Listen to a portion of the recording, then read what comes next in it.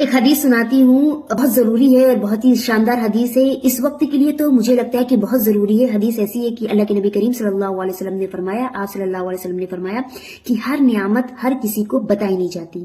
مطلب اس کا مطلب یہ ہے کہ اگر اللہ تعالیٰ آپ کو دولت دے، شہرت دے، نام دے، پوزیشن دے اور آپ کے پاس بے شمار دولت ہو، تو اسے لوگوں میں مطلب جتلاؤ نہیں، بتاؤ نہیں، بلکہ اللہ تعالیٰ کا شکر ادا کرو کہ اللہ تعالیٰ نے آپ کو اس نعمت کی قابل سمجھا، آپ کو اس قابل سمجھا کہ آپ لوگوں کو دے سکیں۔ تو اپنی دولت کا مطلب شو آف مت کرے۔ اور اللہ کے نبی نے یہ بھی فرمایا کہ نظر بد سے بچے، کیونکہ نظر بد جو ہے بہت بری چیز ہے، انسان کو تباہ کر دیتی ہے۔ اونٹ کو ہانڈی میں، آپ نے اگزامپل دیا کہ اونٹ کو ہانڈی میں اور انسان کو قبرستان پہنچا دیتی ہے نظر بد۔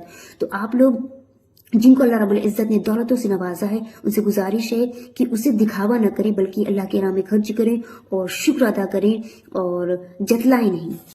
کل رات اڑ رہے تھے ستارے ہوا کے ساتھ، کل رات اڑ رہے تھے ستارے ہوا کے ساتھ، اور میں اداس بیٹھی تھی اپنے خدا کے ساتھ۔ اے خدا، یا تو مجھے قبولیت کا طریقہ سمجھا، یا میرے دل کو باندھ اپنی رضا کے ساتھ۔ السلام علیکم۔ آپ لوگ جانتے ہیں کہ قرآن مجید میں کتنے مساجد کا ذکر ہے؟ تو نہیں پتا تو میں بتاتی ہوں کہ قرآن مجید میں 4 مسجدوں کا ذکر ہے۔ کون کون سی مسجدیں ہیں؟ مسجد حرام، مسجد اقصی، مسجد زرار اور مسجد قباء۔ اور قرآن مجید میں 13 جانوروں کا ذکر ہے۔ کون کون سے جانور ہیں؟ ہاتھی، اونٹ، گھوڑا، گائے، دمبا، بکری، بھیڑیا، گدھا، خبر، بندر، خنزیر، کتا، مچھلی۔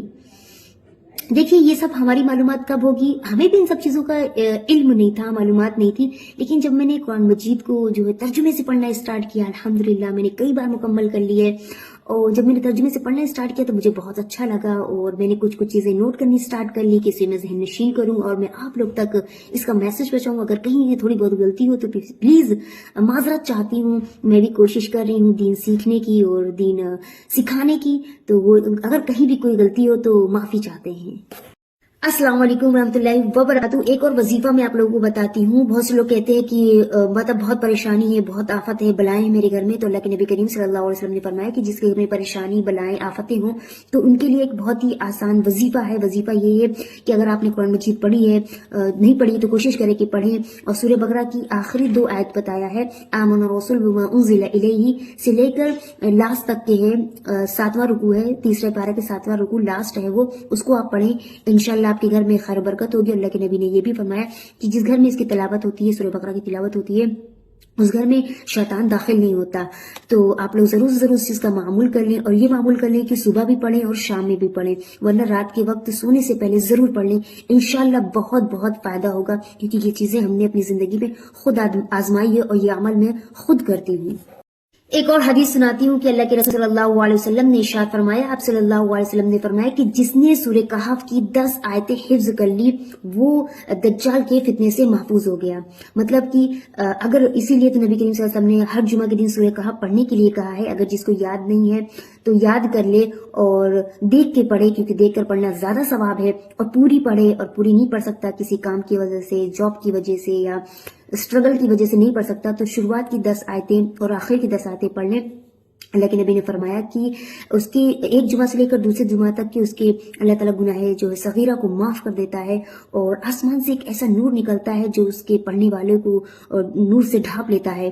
تو سبحان اللہ، بہت ہی اچھی بات ہے، اور ضرور سے ضرور معمول بنائیں، پوری پڑھیں، اور پوری نہیں پڑھ سکتے تو شروعات کی ضرور سے ضرور پڑھیں، اور اللہ تعالیٰ ہم سب کی مغفرت فرمائے۔ کتنی بڑی بھی یونیورسٹی، کالج، انسٹیٹیوٹ میں پڑھ لو، لیکن انسان بننے کے لیے قرآن پڑھنا ضروری ہے۔ اللہ کے نبی کریم صلی اللہ علیہ وسلم نے فرمایا کہ قرآن تمہارے حق میں گواہی دے گا یا تمہارے خلاف، یعنی اگر دنیا میں تمہیں قرآن پڑھا تو قیامت کے دن اللہ تعالیٰ قرآن کو گویائی دے دیں گے، بولنے کی طاقت دے دیں گے، اور اس سے کہیں گے کہ بتاؤ اس انسان نے قرآن پڑھا کہ نہیں پڑھا۔ حالانکہ خدا کو معلوم ہے، لیکن پھر بھی قرآن سے پوچھیں گے۔ تو اگر اس انسان نے پڑھا ہوگا تو وہ قرآن بولے گا کہ اے اللہ اس نے فلاں فلاں ٹائم پہ آپ کی عبادت کی تھی، اور نہیں پڑھا ہوگا تو اس نے کہے گا کہ اے اللہ اس نے تو کبھی مجھے کھول کر دیکھا ہی نہیں۔ حضرت ابو بکر صدیق رضی اللہ تعالیٰ عنہ نے ارشاد فرمایا، آپ نے فرمایا کہ جو اللہ کے کاموں میں لگ جاتا ہے نا، اللہ اس کے کاموں میں لگ جاتا ہے۔ اللہ کے کام کرنے کا مطلب جب ہم اللہ تعالیٰ کے حمد ثنا بیان کریں گے، اللہ تعالیٰ کا کثرت سے زیادہ ذکر کریں گے، ہمیں سب سے زیادہ کیا پڑھنا ہے؟ سبحان اللہ، الحمدللہ، اللہ اکبر، لا الہ الا اللہ، اور درود شریف کی زیادہ سے زیادہ کثرت کرنا ہے۔ دوستو جب ہم اللہ تعالیٰ کا ذکر کریں گے، اللہ کے حمد ثنا بیان کریں گے، تو اللہ تعالیٰ دنیاوی کام میں ہمارے لیے آسانی پیدا کرے گا۔